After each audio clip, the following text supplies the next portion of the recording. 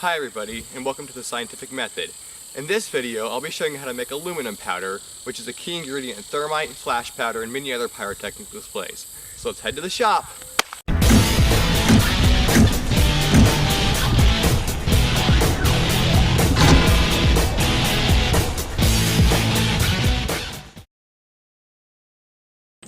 There are a couple different ways of making aluminum powder.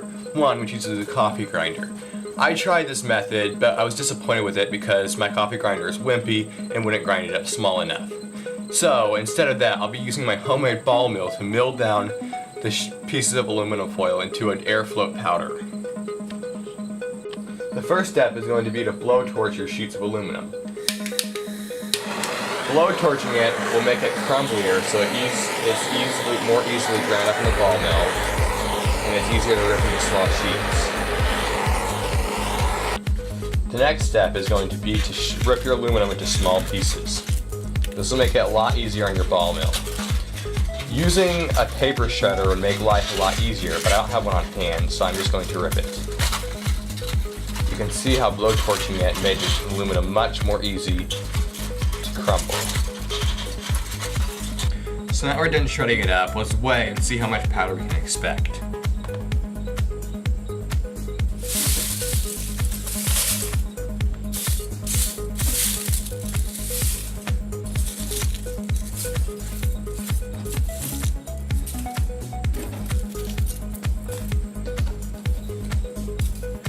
So it looks like we have 17 grams of foil, so we can expect a little less than that in powder. Not a whole lot, but I ran out of foil. This is my homemade ball mill here. It's powered by a 1/3 horsepower motor, which I bought online for about 80 bucks. Link in there will be in the description. The motor drives a 2-inch pulley, which then drives a 5-inch pulley, which I've welded to a 5/8" tube with a very poor weld. If you have a weak stomach, don't look at the weld.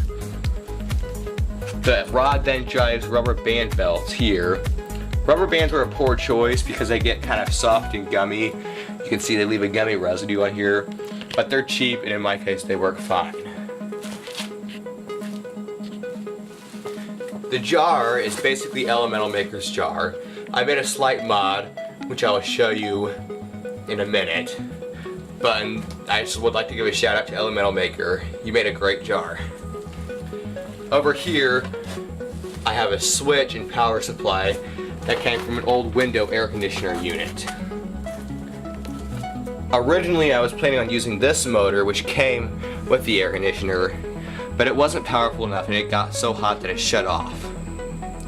So now that we've seen the ball mill, let's load it up and get going. Now that we've seen the ball mill, let's load it up. Now, but first I would like to show you the mod I made to Elemental Maker's jar.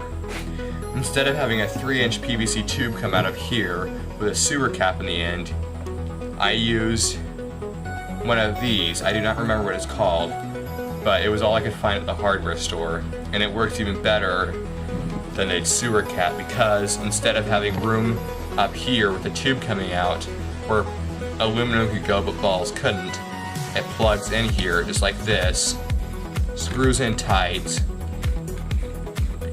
and then it keeps everything in where the lifters are.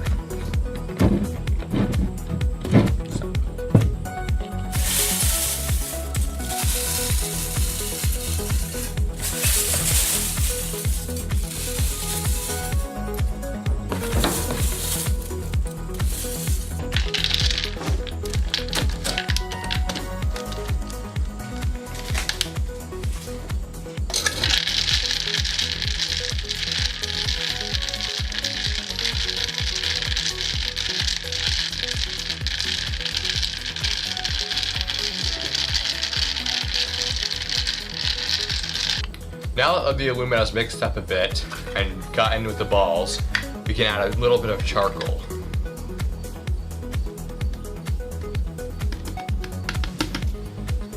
This will make the aluminum much more reactive.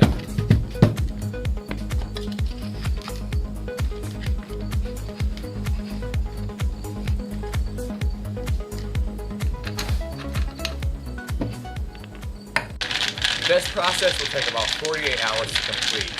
I open my jar about every 12 hours to let the aluminum oxidize and prevent it from exploding on you.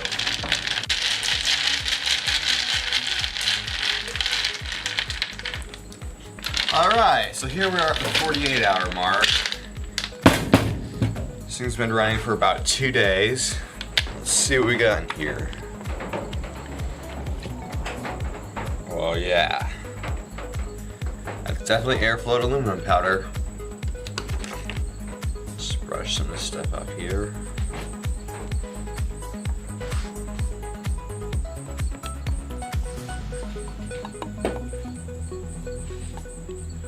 Trying to breathe it stuff in. Let's have a look in here.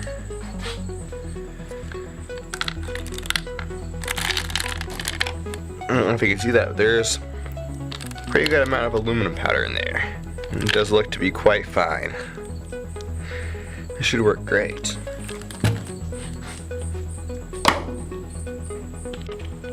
Okay, so now turn this through a strainer. Get all the media and anything that didn't grind up.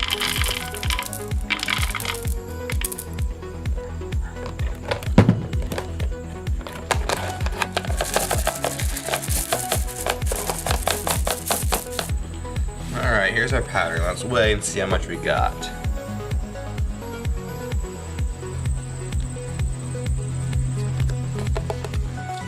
$23 grams. So again, not a whole lot of powder, but for thermite reactions and the like, this is plenty. See, it does pack. It's quite fine powder. I'm sure there's still quite a bit left inside the jar, which I'll have to get out. But alright, so now we got a bit of the powder, just a little bit of red iron oxide in roughly equal amounts. Of course, the proportions are probably not right, but we'll just do this as a test and see if we can in fact get a thermite reaction. Alright, so let's give us a test.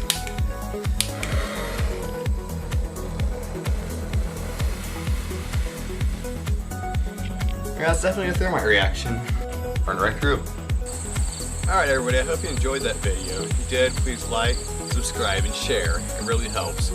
Also, stay tuned for our next video, which will be making iron oxide using electrolysis. So, stay safe and happy experimenting.